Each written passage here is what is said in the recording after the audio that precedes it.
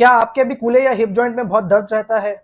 चलने में भी बहुत दिक्कत हो रही है? पास्ट में हिस्ट्री है कूल्हे के अराउंड फ्रैक्चर की, नेक फीमर फ्रैक्चर की, हिप जॉइंट डिसलोकेशन की?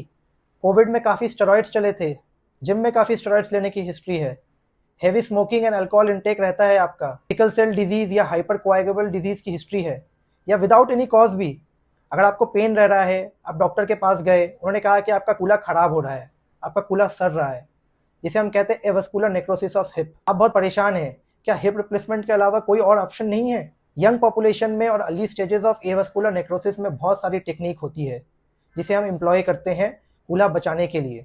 एज अ सर्जन हमारा हमेशा प्रयास रहता है कि हम नेचुरल हिप जॉइंट को प्रिजर्व करें। जो सबसे पहले टेक्निक है उसे कहते हैं code decompression. Avascular necrosis of hip में आपके कूल्हे की ब्लड सप्लाई खराब हो जाती है, तो हम एक ड्रिल लेते हैं और 8 to 10 mm ड्रिल करते हैं फीमर हेड में, या हम पतली ड्रिल से मल्टीपल ड्रिल करते हैं ताकि फीमर हेड का जो प्रेशर है वो रिलीज हो, न्यू वेसल्स फॉर्म हो, न्यू ब्लड सप्लाई हो। इसी ऑपरेशन में हम फिबुला ग्राफ्ट का यूज़ करते हैं। फिबुला एक ऐसा बोन है पैर का जिसका वेट बियरिंग में बहुत कम रोल है, तो उसे निकाला जाता है और उसे उस ड्रिल साइट से इंसर्ट किया जाता है और ठोक के बैठाया दिया जाता है। ये आपके फीमर हेड को कोलैप्स होने से रोकता है और एक सपोर्ट की तरह काम करता है और न्यू बोन फॉर्मेशन करवाता है। इसी ऑपरेशन में हम आपका बोन मैरो भी लेते हैं जिसमें बहुत हीलिंग प्रॉपर्टीज होती है। पेल्विस बोन से लिया जाता है, उसे सेंट्रीफ्यूज करके अगेन उसको उस ड्रिल साइट से इंजेक्ट किया जाता है ताकि वो वहाँ पर हीलिंग करे, न्यू बोन फॉर्मेशन करे, नई वेसल्स बनाए और आपका कूल्हा हील हो। इसी ऑपरेशन के बाद हम protected weight bearing for 6 weeks रखते हैं।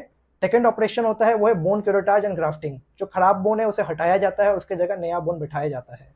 तीसरा है ऑस्टियोटोमी। ऑस्टियोटोमी का मतलब होता है कोई बोन हटाना। तो कुछ बोन को हम हटाते हैं ताकि जो आपका फीमर का जो वेट बियरिंग एरिया है, जहाँ पर बहुत प्रेशर आ रहा है, उसकी डायरेक्शन हम चेंज कर सके और जो नॉन वेट बियरिंग एरिया है उसमें प्रेशर जाए ताकि आपकी जो फीमर हेड खराब हुआ है उसकी हीलिंग हो सके। अगर आपको ये वीडियो पसंद आया या किसी की मदद कर सकता है तो इसे लाइक एंड शेयर करिए और मेरे पेजेस को फॉलो एंड सब्सक्राइब करिए।